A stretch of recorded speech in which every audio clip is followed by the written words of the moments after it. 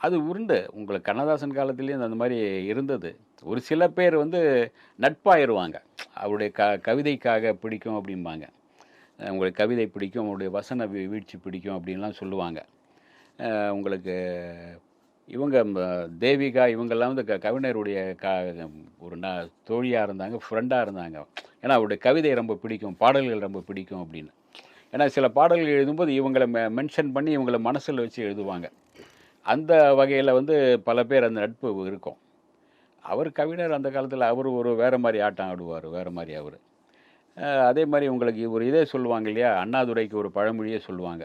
ஒரு பழமொழியில அவரு சொல்லுவாங்க. அது எந்த அளவுக்கு உண்மைன்னு தெரியாது. அண்ணாதுரைக்கும் பானுமதிக்கும் ஒரு ஒப்பிட்டு பேசும்போது, அவரு ஒரு வார்த்தை சொன்னாரு. "அவள் ஒன்றும் படிதாண்டா வத்தினி அல்ல, நான் ஒன்றும் முற்றும் துறந்த முனிவனும் அல்ல" அப்படின்னு சொல்லிட்டு 19 சொல்லிட்டு போயிடுவார்.